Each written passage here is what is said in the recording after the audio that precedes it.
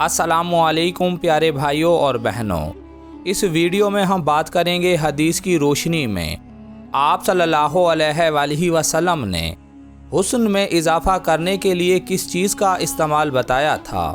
इस वीडियो में हम आपको मुकम्मल तरीका भी बताएंगे आपने इसे कैसे और कब इस्तेमाल करना है।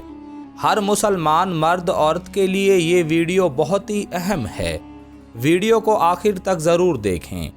अगर आप हमारे चैनल पर नए हैं तो चैनल को ज़रूर सब्सक्राइब कर लें ताकि ऐसी मालूमाती वीडियोज़ आपको मिलती रहें। इससे पहले हम आपको चेहरे की छाइयों का मुकम्मल इलाज बताएंगे।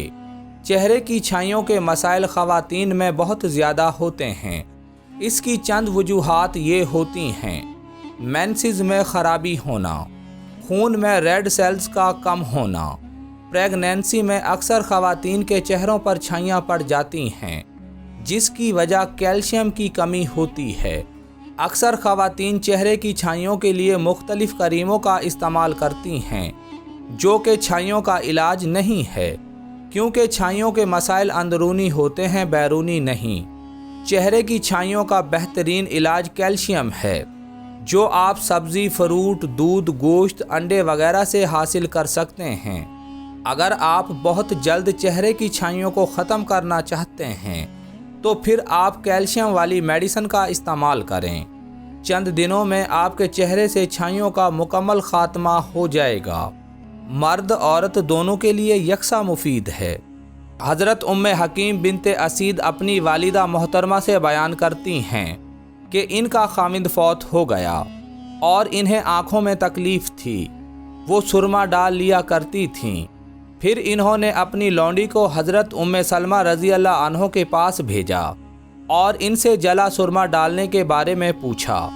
इन्होंने फरमाया कि सोग वाली औरत सुरमा नहीं डाल सकती मगर अशद मजबूरी के वक्त, जब सुरमा डाले बगैर चारा ना हो।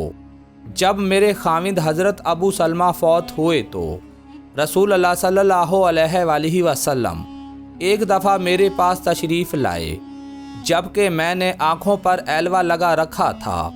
आपने फरमाया, उम्मे सलमा ये क्या है? मैंने कहा, अल्लाह के रसूल ये सिर्फ़ एलवा है, इसमें कोई खुशबू वगैरह नहीं। आपने फरमाया, ये चेहरे को हुस्न व रौनक बख्शता है, लिहाजा रात के अलावा इसे ना लगाया कर और किसी खुशबूदार तेल या मेहंदी के साथ कंघी ना किया कर, क्योंकि ये रंग वाली जीनत है। मैंने कहा, ए अल्लाह के रसूल तो किस चीज़ से कंघी किया करूं? फरमाया, बेरी के पत्ते सर पर बांध लिया कर, फिर कंघी कर लिया कर। हजूर ने फरमाया, अल्लाह उस शख्स के चेहरे को तरोताज़ा रखे जिसने मेरे से कोई हदीस सुनी, फिर जैसे सुनी वैसे उसे आगे पहुंचा दिया।